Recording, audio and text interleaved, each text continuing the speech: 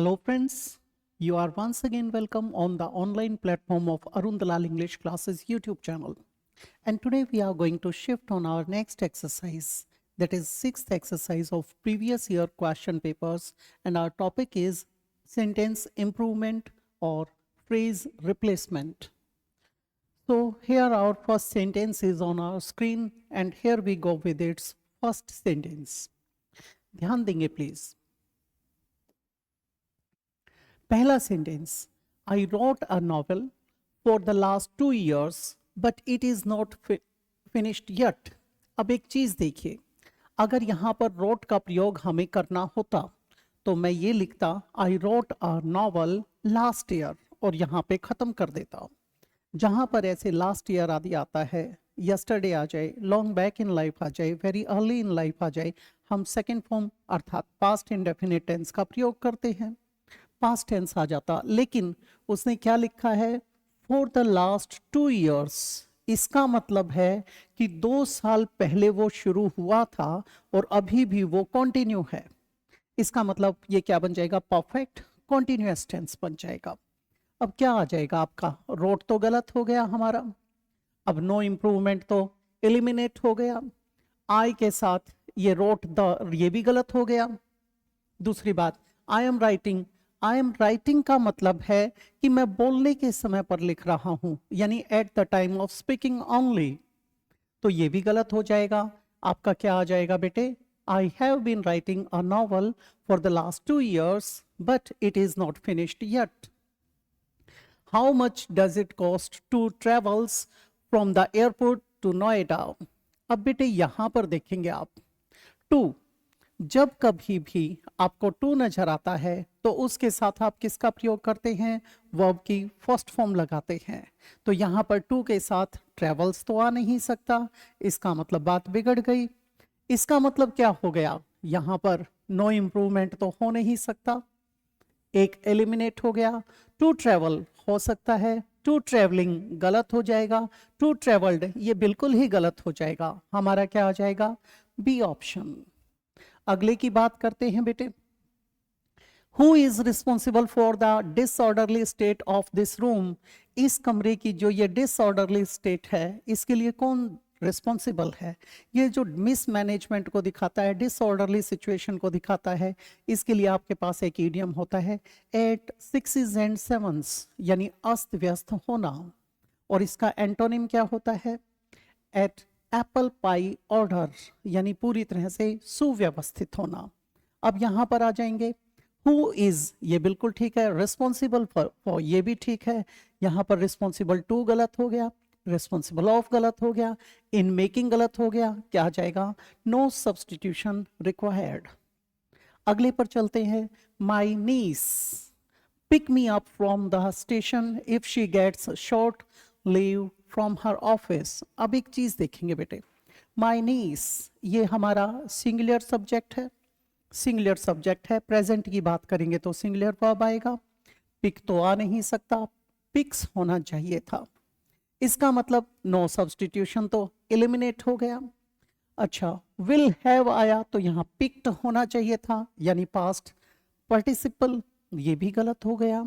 अब हमारे पास पिक्स और विल पिक. दूसरी चीज हम क्या देखते हैं अब आगे, यहां कंडीशनल क्लॉज आ गया, if she gets short leave from her office, अगर वो ऐसा करती है तो वो मुझे पिक कर लेगी. क्या आ जाएगा, विल पिक, ये बन जाएगा. अगले की तरफ चलते हैं बेटा, नेक्स्ट है आपका, clearing the entrance examination for universities abroad was the biggest challenge of my life. अब बेटे मेरी जिंदगी का सबसे बड़ी चुनौती की बात की गई है. अब बेटे यहाँ पर was the biggest, असल में तो ये ठीक नजर आ रहा है, लेकिन फिर भी वेरीफाई कर लेते हैं. has been bigger, has been the biggest होना चाहिए था. बिगर आएगा तो बेटे बिगर के साथ तो हमें देन का प्रयोग करके कंपेयर करके दिखाना पड़ेगा, गलत हो जाएगा. Had been the big one होना चाहिए था, बिग चैलेंज, ये गलत हो गया. इज द बिग, इसमें भी वही बात आ गई. क्या आ जाएगा, no substitution required. You have locked the gate, isn't it, बेटे आप लोगों को क्वेश्चन टैग करवाया जाता है। क्वेश्चन टैग किस लिए होता है? कंफर्मेशन के लिए। जब आप किसी बात की पुष्टि करते हो वहां पर यहां एक चीज देखनी होती है, जो टेंस दिया जाता है उसी टेंस में आपका क्वेश्चन बनेगा। अब यहां पर हैव लॉक्ड आया, इसका मतलब आगे हैव ही आएगा। दूसरी बात, अगर आपकी स्टेटमेंट अफर्मेटिव है अर्थात पॉजिटिव है अर्थात सकारात्मक है तो क्वेश्चन नेगेटिव बनेगा, और अगर ये स्टेटमेंट नेगेटिव होती तो क्वेश्चन नेगेटिव अफर्मेटिव बनता। अब यहां पर ये पॉजिटिव है नेगेटिव बनेगा, इसका मतलब हैवंट आएगा। दूसरी बात, हैव नॉट को सेपरेटली ना लिखना, यहां पर कॉन्ट्रैक्टेड फॉर्म का प्रयोग करेंगे हम, तो यहां क्या आ जाएगा? हैवंट। दूसरी बात, इट भी नहीं आएगा। वजह, जो सब्जेक्ट होता है चाहे वो नाउन आए या प्रोनाउन आए, वहां जो आएगा उसी का यहां पर प्रोनाउन आएगा और वो सब्जेक्टिव केस होगा। प्रोनाउन दे रखा है तो एज इट इज आ जाएगा, लेकिन नाउन आएगा तो उसका प्रोनाउन ही आएगा और वो भी सब्जेक्टिव केस, यानी हैवंट यू। डिड यू गलत हो गया बेटे, नो सब्सटीट्यूशन एलिमिनेट हो गया, आ ही नहीं सकता। हैव यू, बेटा ये तो अफर्मेटिव हो गया, स्टेटमेंट भी अफर्मेटिव है, ये भी अफर्मेटिव, गलत हो जाएगा। क्या आ जाएगा हमारा? हैवंट यू, ये बन जाएगा। आगे बढ़ते हैं बेटा।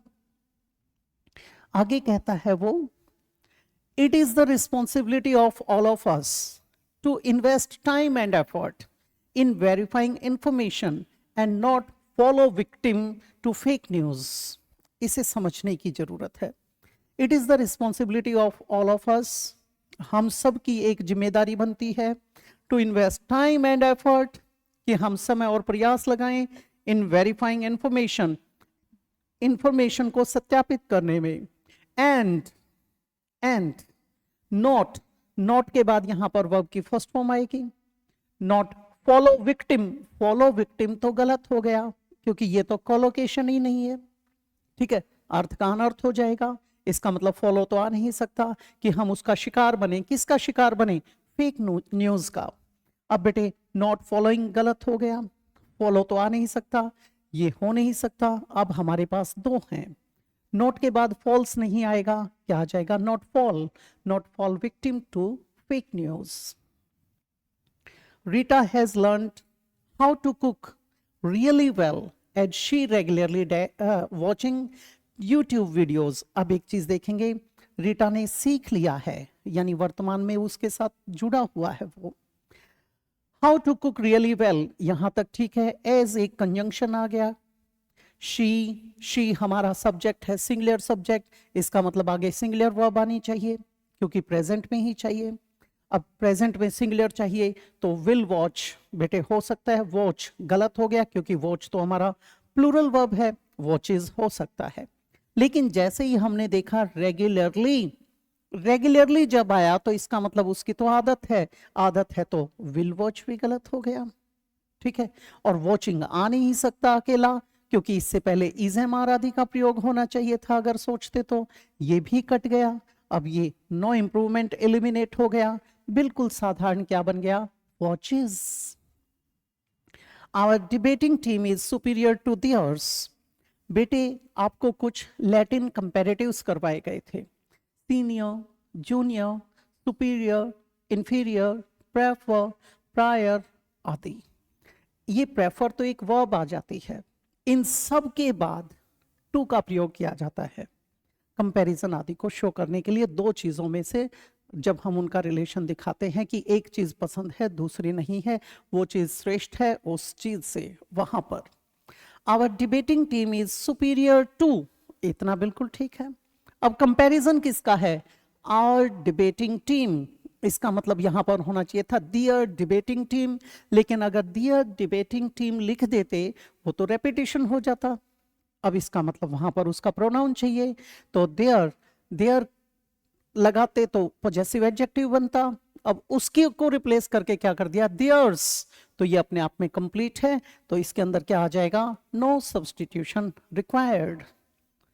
नेक्स्ट है बेटे, the Kings palace was, Kings palace ये हमारे पास राजा का महल आ गया, सिंगुलर सब्जेक्ट है, वॉज आया, सिंगुलर वर्ब आया। Was heavily guarded, guarded verb की थर्ड फॉर्म है, थर्ड फॉर्म आ गई बी के साथ यानी पैसिव वॉइस है, ठीक है। हैविली एक एडवर्ब है। ड्यूरिंग द राइट्स, राइट्स के दौरान, दंगों के दौरान उसकी जबरदस्त सुरक्षा की जाती थी। अब बेटे इसके अनुसार वॉज ठीक है, वॉज के बाद यहां पर गार्डेड ही आएगा, गार्ड तो आ नहीं सकता, हैविली गार्ड नहीं आ सकता। गार्डिंग हैविली, बेटे पैलेस थोड़ी ना, सॉरी, हाँ पैलेस थोड़ी ना गार्ड कर रहा था, एक्टिव वॉइस थोड़ी ना है, ये तो पैसिव है, तो ये भी गलत हो गया। क्या आ जाएगा? No substitution required. ये थी आपकी एक्सरसाइज। अगली नेक्स्ट एक्सरसाइज के अंदर आपसे फिर से मुलाकात होगी इसी प्रकार के किसी और टॉपिक के साथ। तो मैं तब तक इजाजत चाहूंगा। नमस्कार दोस्तों।